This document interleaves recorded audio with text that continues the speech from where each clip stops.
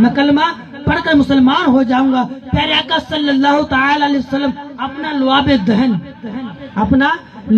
دہن اس کنویں میں پھینک دیتے ہیں اور یہودی سے فرماتے ہیں، اے یہودی جا کنواں چیک کر لے، پانی میٹھا نہ ہو تو کہنا۔ وہ یہودی ایک پانی کا ڈول بھرتا ہے، پانی چیک کرتا ہے، پانی شہد سے بھی زیادہ میٹھا ہے۔ یہودی پھر بھی کہتا ہے، نہیں میں کلمہ پڑھ کر مسلمان نہیں ہوں گا، ابھی یہ کنواں چیک کیا ہے، ابھی دوسری جانب کنارہ چیک کرتا ہوں۔ یہودی دوسرا کنارہ چیک کرتا ہے، پھر بھی کہتا ہے ابھی کلمہ پڑھ کے مسلمان نہیں ہوں گا، یہاں تک کہ چاروں کنارے چیک کرتا ہے، جہاں سے پانی چیک کرتا ہے پانی شہد سے بھی زیادہ میٹھا ہے، پھر بھی یہودی کا دل نہیں کرتا کہ میں حضور کا کلمہ پڑھوں۔ عرض کرتا یا رسول اللہ، ابھی میں کنویں کے بیچ جس کنویں میں میرے حضور اپنا لعاب دہن ڈال دیں وہ میٹھا نہ ہو، یہ کیسے ہو سکتا ہے؟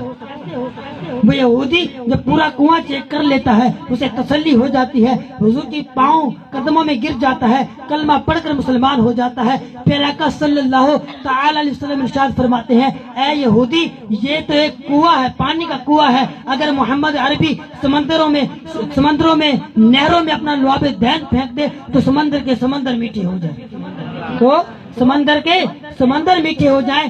یہ تو ایک پانی کا کنواں ہے، یہ ہے میرے حضور کی شان، یہ میرے حضور کی شان ہے۔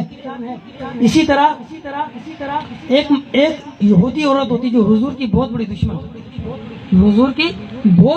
ہوتی ہے، اس کا انتقال ہو جاتا ہے۔ اس کے انتقال آقا صلی اللہ تعالی علیہ وسلم ٹیک لگا کر اپنی کمر مبارک کو لگا کر اس سائے کے اندر کھڑے ہو جاتے ہیں۔ جبریل امین حضور کی بارگاہ میں حاضر ہوتے ہیں، آ کے عرض کرتے ہیں، یا رسول اللہ صلی اللہ تعالی علیہ وسلم، اللہ تبارک و تعالی ارشاد فرما رہا ہے کہ جاؤ اس یہودی کی قبر پہ جا کے اسے کلمہ پڑھا، وہ انتقال کر گئی، لیکن جبریل امین حضور کی بارگاہ میں حاضر ہوئے کہ جا اس کی قبر پہ جا کر، اللہ تبارک و تعالی ارشاد فرما رہا ہے اس کی قبر پہ جا کے اسے کلمہ پڑھا کر مسلمان کر۔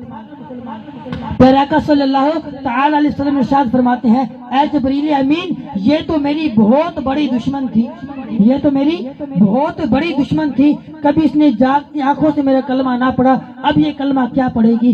جبریل امین عرض کرتے ہیں، یا رسول اللہ صلی اللہ تعالی علیہ وسلم، اللہ تبارک و تعالی فرماتا ہے وہ اگرچہ یہودی تھی، جس چیز کو میرے آقا نے چھو لیا وہ چیز جہنم میں چلی جائے، یہ اللہ تبارک و تعالی گوارا نہیں۔ یہ ہے میرے حضور کی شان۔ تو نیت کریں کہ انشاءاللہ عز و جل پیارے آقا صلی اللہ تعالی علیہ وسلم سے سچا عشق کرنا ہے۔ کیا کرنا ہے؟ سچا عشق کرنا ہے۔ پیارے آقا صلی اللہ تعالی علیہ وسلم نے ارشاد فرمایا، نماز میری آنکھوں کی ٹھنڈک ہے، نماز میری آنکھوں کی ٹھنڈک ہے۔ تو نیت کر لیں کہ آج کے بعد ہماری کوئی نماز قضا نہیں ہوگی، نماز قضا نہیں ہوگی۔ جو نماز نہیں پڑھتے وہ پریشان رہتے ہیں، مولویوں کے پاس چلے جاتے ہیں، تعویذ دے، گھر میں پریشانی ہے، بچہ بیمار ہے، بیوی بیمار ہے، والدہ بیمار ہے، مولوی تعویذ دیتے ہیں۔ آج کل تو جعلی مولوی بہت آ گئے ہیں، ہاں یہ تعویذ دے دیے، کوئی ککڑوں والا سرکار ہے، کوئی بھینس والا سرکار ہے، اپنے نام رکھ لیے ہیں، بس عوام کو پاگل بنانے کے لیے پیسہ لینے کے لیے۔ ہم کو ہر ایک پر اعتبار نہیں کرنا چاہیے، ہم کو پیارے آقا صلی اللہ تعالی علیہ وسلم پر اور اللہ کے رسول پر بس یقین کرنا ہے۔ نمازی بن جاؤ، نماز پابندی سے پڑھنے والے بن جاؤ۔ تمہارے گھر میں جتنی پریشانیاں ہیں، جتنی مشکلیں ہیں، بچے بیمار ہیں، تمہارا کاروبار نہیں چل رہا، میں گارنٹی دیتا ہوں حضور کہ اللہ تعالیٰ کی بارگاہ میں جا کر ایک مرتبہ سجدہ ریز ہو کر دیکھنا کیسے پریشانیاں دور ہو جاتی ہیں۔ ہمیں کسی مولوی کے پاس جانے کی ضرورت نہیں پڑے گی، کسی تعویذ کی، کسی پانی پڑھوانے کی ضرورت ہی نہیں پڑے گی۔ ایک مرتبہ اللہ تعالیٰ کی بارگاہ میں حاضر ہو کر تو دیکھیں، اللہ تعالیٰ کی بارگاہ میں حاضر ہو کر تو دیکھیں۔ آج ہمارے پاس وقت ہے، آج ہمارے پاس وقت ہے، سانس ہے، ہم چل پھر رہے ہیں، کل ہم مر گئے، جب ہم اپنی ناک سے ایک مکھی بھی نہیں اڑا سکیں گے پھر کیا کریں گے؟ پھر کیا کریں گے؟ آج ہمارے پاس وقت ہے۔ اسی طرح ایک بزرگ بازار میں کھڑے رو رہے ہوتے ہیں، ایک شخص اس کے قریب سے گزرتا ہے، دیکھتے ہیں کہ بابا جی رو رہے ہیں، جا کے عرض کرتے بابا جی کیوں رو رہے ہو، کیا ماجرا ہے، کیا معاملہ ہے، کسی نے آپ کو تنگ کیا ہے، مارا ہے، آپ کے پیسے کھائے ہیں؟ وہ عرض کرتا ہے نہیں مجھے کوئی پریشانی نہیں ہے، مجھے کسی نے تنگ نہیں کیا، میں نے ان بازار والوں کو غفلت میں دیکھا، میں نے سوچا ان کو رب کے درمیان صلح کروا دوں۔ ان کو رب کے درمیان صلح کروا دوں، یہ رائے راست پر آ جائے۔ وہ بندہ عرض کرتا ہے صلح ہوئی کہ نہیں؟ وہ فقیر عرض کرتا ہے آج رب تو مان رہا ہے، رب فرماتا ہے انہیں میری بارگاہ میں لے آؤ، ایک سجدہ کریں گے، ایک آنسو بہائیں گے، میں ان کے تمام گناہ بخش دوں گا، ایک مرتبہ انہیں میری بارگاہ میں لے کر آؤ۔ آج رب مان رہا ہے لیکن بندہ نہیں، آج بندہ نہیں مانتا، رب مان رہا ہے۔ کچھ دن گزرتے ہیں، وہ شخص اسی فقیر کو ایک قبرستان میں کھڑا پاتے ہیں کہ قبرستان میں کھڑا رو رہے ہیں۔ وہ شخص عرض کرتے ہیں بابا جی آج کیا معاملہ ہے؟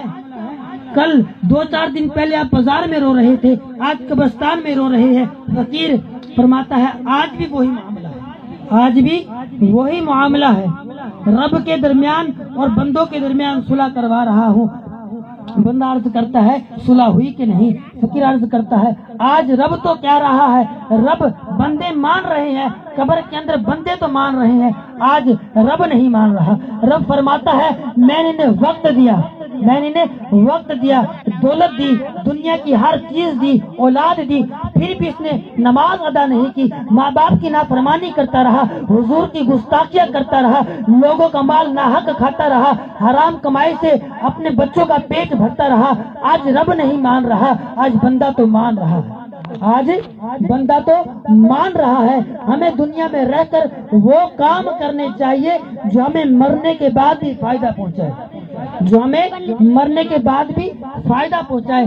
پیارے آقا صلی اللہ تعالی علیہ وسلم نے ارشاد فرمایا 3 چیزیں ایسی ہیں جو مرنے کے بعد بھی بندے کو نفع پہنچاتی رہتی ہے۔ مرنے کے بعد ہر عمل منقطع ہو جاتا ہے، ختم ہو جاتا ہے، لیکن 3 چیز ایسی ہے کہ بندہ جب دنیا سے چلا بھی جاتا ہے اس کا ثواب اسے پہنچتا رہتا ہے۔ وہ 3 چیزیں کیا ہیں؟ پیارے آقا صلی اللہ تعالی علیہ وسلم نے ارشاد فرمایا اگر کسی شخص نے مسجد بنوا دی، مدرسہ بنوا دیا یا کوئی ایسا ادارہ قائم کیا جس سے لوگ تعلیم حاصل کرتے رہے، علم دین حاصل کرتے رہے، اس شخص کو مرنے کے بعد بھی اس کا ثواب پہنچتا رہے گا، ثواب پہنچتا رہے گا۔ نمبر 2 کیا ارشاد فرمایا؟ پیارے آقا صلی اللہ تعالی علیہ وسلم نے ارشاد فرمایا علم دین۔ اگر کسی شخص نے دنیا میں رہ کر علم سیکھا، عالم بنا، حافظ بنا، مفتی بنا، قرآن پاک کو صحیح طریقے سے پڑھا، نماز کے فرائض سیکھے، نکاح کے فرائض سیکھے، کاروبار کے فرائض سیکھے، ہر چیز شریعت کے مطابق اس نے سیکھی اور وہ آگے پہنچائی، دوسروں کو پڑھاتا رہا، خود بھی پڑھا اور دوسروں کو بھی پڑھاتا رہا، وہ چیز بھی مرنے کے بعد، وہ علم بھی مرنے کے بعد اسے فائدہ پہنچاتا رہتا ہے، وہ علم بھی مرنے کے بعد اس کو فائدہ پہنچاتا رہتا ہے۔ نمبر 3 کیا ارشاد فرمایا؟ پیارے آقا صلی اللہ تعالی علیہ وسلم نے ارشاد فرمایا نمبر 3 نیک اولاد۔